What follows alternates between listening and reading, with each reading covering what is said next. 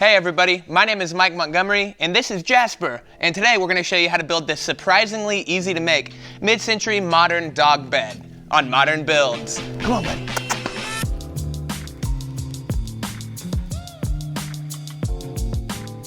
So the first thing I needed to do was measure my dog bed. That way I knew how big of a box I needed to build. And if you want to use this same dog bed, I'll have an Amazon link down in the description, so check it out. And once I knew all my measurements, I moved over to the miter saw and cut out my main pieces. Now I'm using a 1x8 piece of walnut, but if you don't have that local to you, you could always use pine, oak, maple, whatever you want.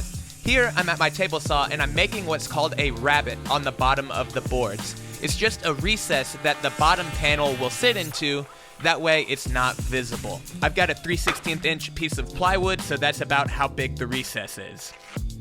Then I got my two side pieces, and I used this paint can lid to mark a round over on the fronts of the sides. That way there's no sharp corner. And I just used my disc sander to smooth all of that out. I wanted to include this weird piece of grain or bark towards the one front. You saw me cut that out earlier. To attach my pieces together, I'm going to use glue and screws. But here I'm using my pocket hole jig drill bit to make a recess. That way the screws sit below the surface of the wood so that I could come back later with a 3/8 inch dowel and plug that up.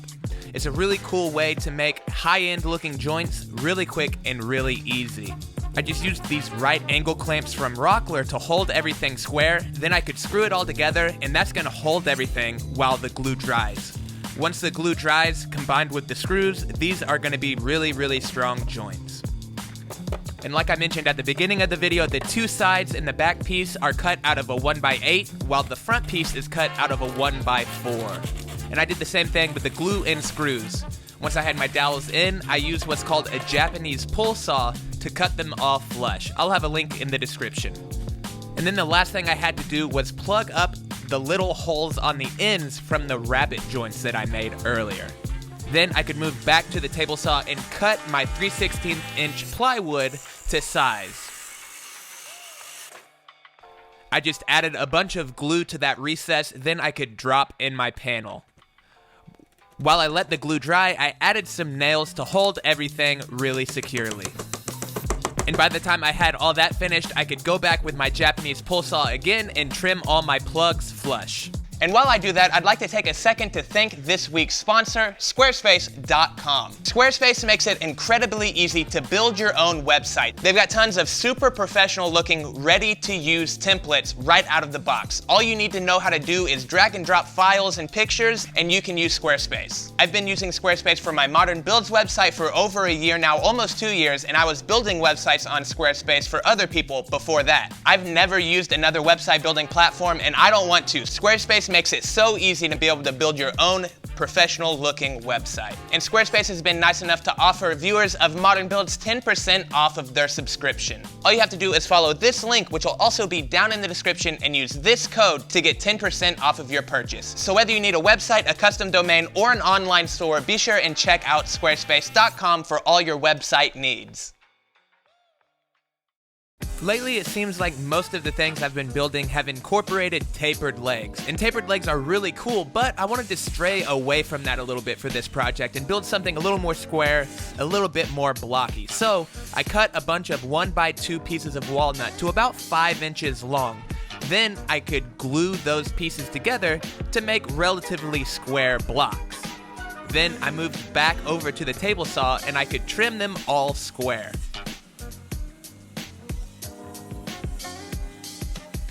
Once I had all those pieces square, I trimmed one of the ends on the miter saw so that it was nice and square. Then I set up a stop block so that they were all the exact same size. The apron is going to be really, really simple, just some pieces to connect all 4 legs together. So after I cut them to size on the table saw and cut them to length on the miter saw, I broke out my pocket hole jig.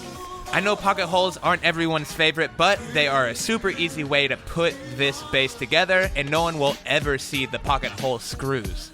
So after I drilled all of them out, I just added some glue to the end of the joint, then attached it to the center of the leg.